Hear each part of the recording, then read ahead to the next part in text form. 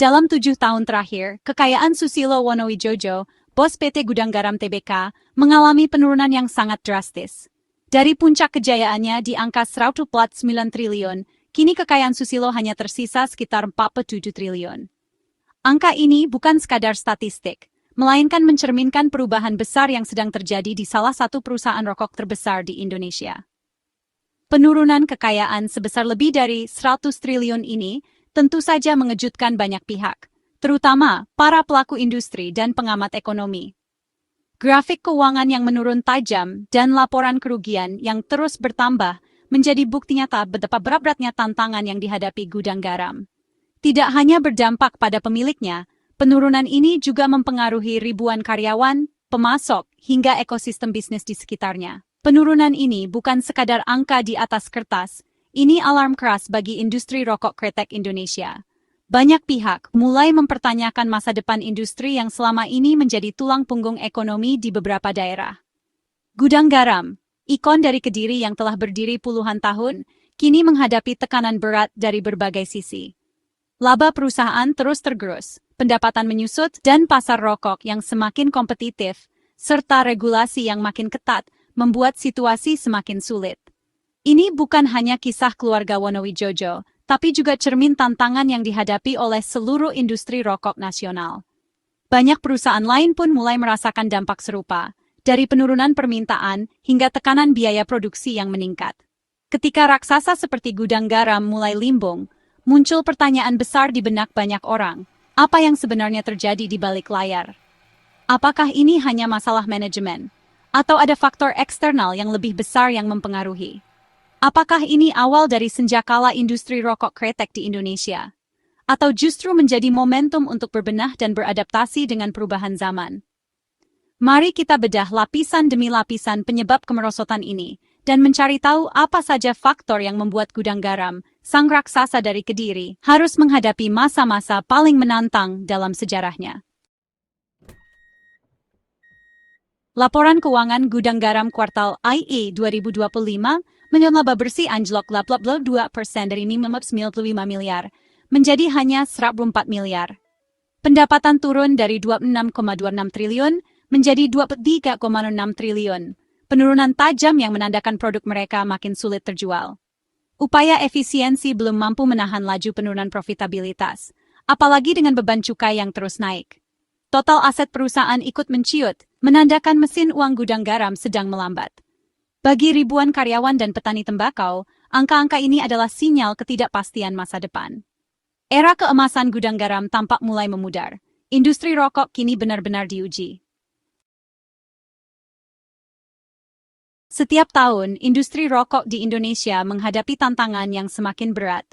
Kenaikan cukai rokok yang hampir rutin tiap tahun menjadi beban besar, terutama bagi perusahaan-perusahaan besar seperti Gudang Garam. Bagi mereka, setiap kenaikan cukai bukan sekadar angka di atas kertas, tapi juga ancaman nyata terhadap kelangsungan bisnis. Biaya produksi melonjak, sementara ruang untuk menaikkan harga jual semakin sempit karena daya beli masyarakat yang stagnan. Gudang Garam, yang dulu dikenal sebagai raksasa industri, kini harus berhitung lebih cermat agar tetap bertahan di tengah tekanan yang terus meningkat. Harga jual rokok memang naik setiap kali cukai dinaikkan, tapi kenyataannya, tidak semua konsumen mampu mengikuti kenaikan tersebut. Banyak perokok yang akhirnya mengurangi konsumsi, beralih ke merek yang lebih murah, atau bahkan berhenti sama sekali. Akibatnya, penjualan Gudang Garam turun tajam, bahkan hingga 29% di tahun 2024. Ini bukan sekadar angka, tapi gambaran nyata betapa beratnya tekanan yang dihadapi industri ini. Siklusnya jelas dan berulang. Cukai naik, harga naik, penjualan turun, laba tertekan. Setiap kali pemerintah menaikkan cukai, perusahaan harus memilih, menaikkan harga dan kehilangan pelanggan, atau menahan harga dan mengorbankan margin keuntungan. Tidak ada pilihan yang mudah. Laporan keuangan menunjukkan penurunan laba yang signifikan, dan grafik penjualan yang terus menurun menjadi pemandangan yang semakin akrab di ruang rapat perusahaan. Selain tekanan dari sisi cukai, Gudang Garam dan industri rokok lainnya juga harus menghadapi pembatasan iklan, promosi, dan semakin banyaknya kawasan tanpa rokok. Ruang gerak perusahaan semakin sempit, strategi pemasaran pun harus diubah total. Kini, rokok tak lagi bebas dipromosikan di media massa atau ruang publik, membuat perusahaan harus mencari cara baru untuk bertahan. Tantangan tak hanya datang dari dalam negeri. Secara global, tren industri rokok juga sedang tidak bersahabat. Sejak 2015, saham-saham perusahaan rokok dunia cenderung melemah, mencerminkan perubahan besar dalam pola konsumsi dan regulasi di berbagai negara. Investor pun mulai ragu, dan nilai perusahaan terus tergerus. Gudang garam kini harus menari di tengah badai regulasi yang makin ketat dan persaingan yang semakin sengit. Setiap langkah harus diperhitungkan dengan cermat, karena satu kesalahan saja bisa berdampak besar pada kelangsungan bisnis. Industri rokok yang dulu dianggap kebal dari tekanan, kini mulai merasakan dampak nyata dari kebijakan pemerintah dan perubahan zaman. Pabrik-pabrik yang dulu ramai kini mulai sepi, dan para pekerja pun merasakan kecemasan akan masa depan mereka. Bertahan saja kini sudah menjadi tantangan besar bagi gudang garam dan pelaku industri rokok lainnya. Mereka harus terus beradaptasi, mencari strategi baru, dan berjuang agar tetap hidup di tengah tekanan yang tak kunjung reda. Kesadaran kesehatan masyarakat meningkat, didorong kampanye anti-rokok dan bukti ilmiah bahaya merokok. Generasi muda dan kelas menengah kota makin banyak yang memilih berhenti atau tak mulai merokok sama sekali. Volume penjualan rokok global turun 22% sejak 2008, pasar makin mengecil. Di Indonesia, perubahan demografi dan akses informasi mempercepat tren ini. Gudang garam harus berinovasi, tapi inovasi produk rokok konvensional sangat terbatas. Industri rokok kini menghadapi tantangan fundamental, produk mereka makin ditinggalkan. Pasar rokok konvensional di Indonesia kini menghadapi tantangan besar. Penurunan konsumsi rokok bakar terlihat jelas di berbagai toko, dengan rak-rak yang mulai kosong dan penjualan yang terus menurun. Namun, di tengah kemunduran ini, produk tembakau alternatif seperti vape dan rokok dipanaskan justru mengalami pertumbuhan pesat. Generasi muda yang semakin sadar akan isu kesehatan dan mencari gaya hidup baru, mulai beralih ke produk-produk ini. Hal ini menciptakan dinamika baru di industri tembakau, memaksa para pemain lama untuk menyesuaikan strategi mereka. Vape dan rokok dipanaskan kini menjadi primadona di kalangan anak muda urban. Toko-toko vape bermunculan di berbagai kota besar, menawarkan beragam pilihan rasa dan teknologi terbaru. Sementara itu, perusahaan-perusahaan besar mulai berlomba-lomba mengembangkan produk inovatif untuk merebut hati konsumen baru. Namun, gudang garam tampak tertinggal dari pesaing utamanya, seperti Sampoerna, yang sudah lebih dulu berinvestasi di segmen tembakau alternatif. Sampoerna bahkan telah meluncurkan produk-produk baru yang langsung mendapat sambutan positif di pasar. Bentoel juga tak mau kalah dengan strategi agresif dan peluncuran produk inovatif yang menyasar konsumen muda. Mereka aktif melakukan promosi dan edukasi pasar, sehingga mampu memperluas pangsa pasar di segmen ini. Keterlambatan gudang garam dalam memasuki pasar tembakau alternatif bisa menjadi kerugian ganda. Selain kehilangan peluang pertumbuhan, mereka juga harus menghadapi tekanan dari penurunan penjualan rokok konvensional yang terus berlanjut. Di tengah pasar rokok bakar yang terus menyusut, perusahaan harus segera mengambil keputusan strategis agar tidak semakin tertinggal. Mengembangkan produk baru di industri ini bukan perkara mudah. Dibutuhkan investasi besar, beta, riset mendalam, dan keberanian untuk mengambil risiko.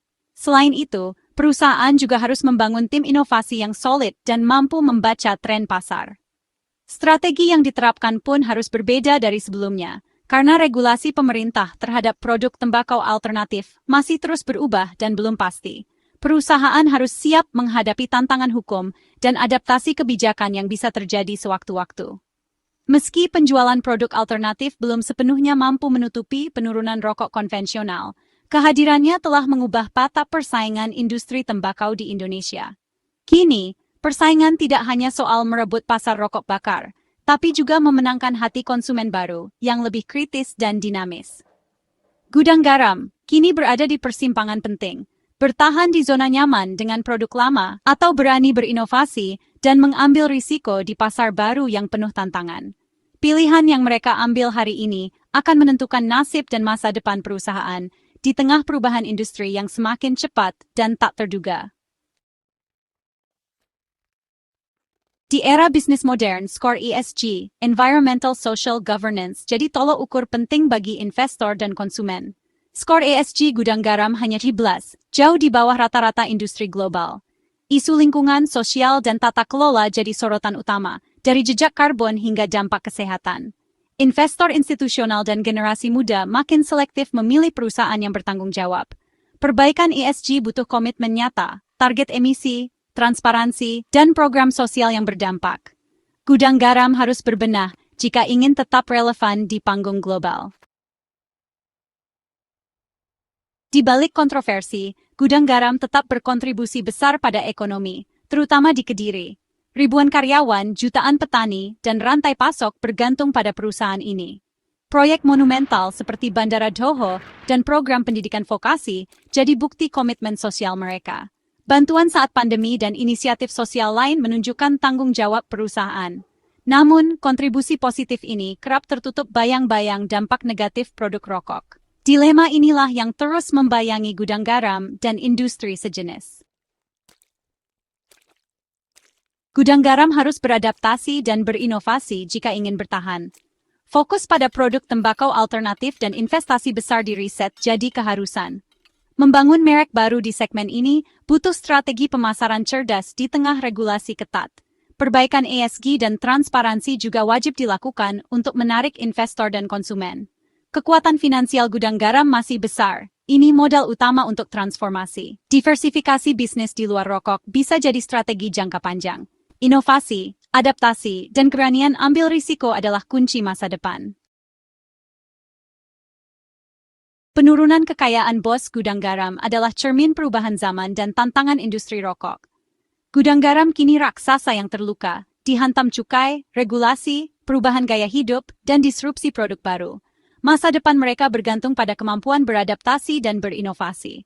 Tak cukup lagi hanya mengandalkan loyalitas perokok kretek. Gudang garam masih punya kekuatan besar, merek, distribusi, dan finansial. Pertanyaannya, maukah mereka berubah secara fundamental? Seluruh mata kini menanti langkah sang raksasa selanjutnya.